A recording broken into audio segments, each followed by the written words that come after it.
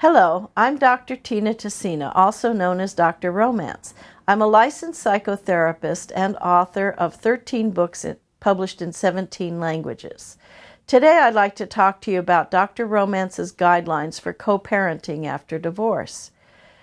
We all know that divorce is devastation. It just lays waste to everybody's life, and it kills the finances, and it makes a terrible mess of everything. And also that the divorce process, going through the courts and dividing up the finances and fighting about child custody, is very disruptive to everything. So if you've been through this hurricane in your life, I'm have sympathy for you, and I'm sorry that you went through that. What I want to help you do is co-parent your children so that they have the least amount of leftover from this problem.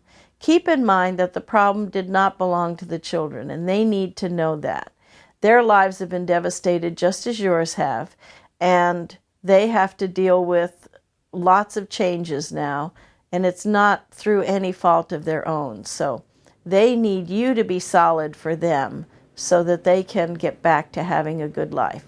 So here are the guidelines. The first one is, don't react, respond.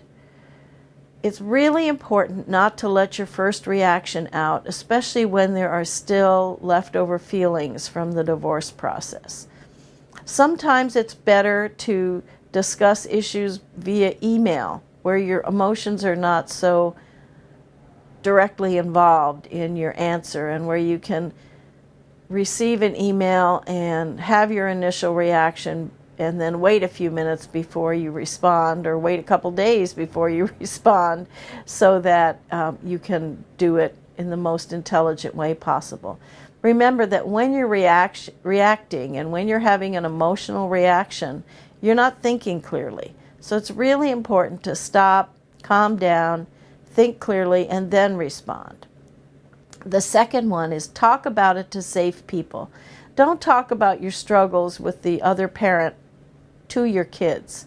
Even if your kids are older and seem to be able to understand, you're both their parents, and they care about both of you, and they may understand that you have problems and that you did things wrong or somebody else did things wrong, but it's really important not to talk about that to them. Your kids don't need to be the person you go to. You need to have other people you go to. A therapist, a family member, a minister, a really good friend, somebody that you can talk to and will help you get your head on straight whenever you need it. The third one is, explain your ex's point of view. I know you don't agree. I know that you're upset and that you're struggling and you think your ex is wrong. But if you can explain his or her point of view on whatever he or she wants or says or does, then at least you can understand where that person is coming from. So that's a really good exercise for you, is to explain it from your ex's point of view. You don't have to agree, but you have to understand, or you won't know how to deal with it. The fourth one is, focus on your children. What's really important is what's good for the kids. Now, it's not a good idea to just indulge them because they've been through problems and you feel sorry for them. They need to be part of the fixing things up situation. They need to be part of helping the household move. They need to be doing their share, doing their homework and that sort of thing, so that they're not making extra problems. And they need to understand they have responsibility here too. But your focus when you're talking with your ex is on what's good for the kids.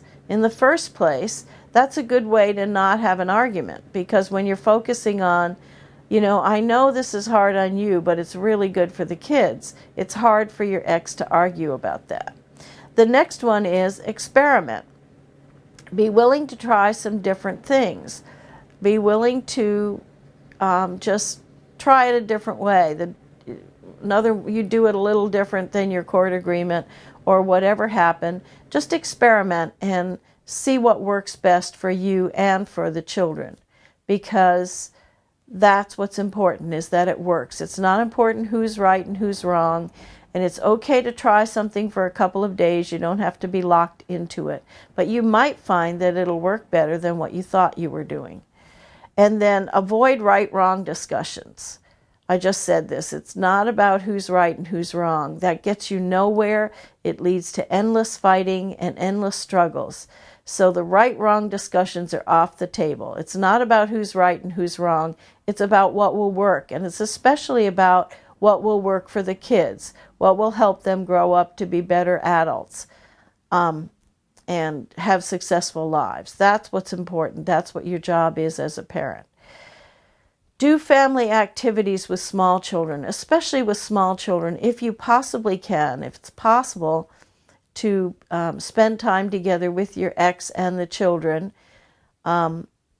doing things together, going to the zoo or the park or having a picnic or going to the pool or whatever works. It's really important to do that. Go to a movie together. They need that sense that they have both parents and they have a cohesive family, even if they know it's been split up. So it's really important to spend that time. They also need to see you two spending time together, not fighting with each other. And they need to understand that the struggles can be overcome and life can be calm and peaceful and work better after all this turmoil's gone.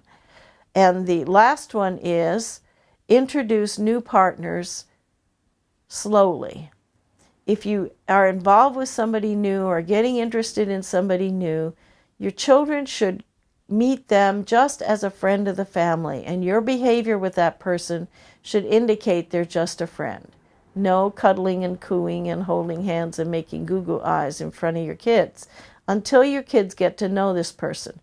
If you set this person up as your new love without them getting a chance to know the person, they're going to resist automatically, and you're just giving yourself a lifetime of horror.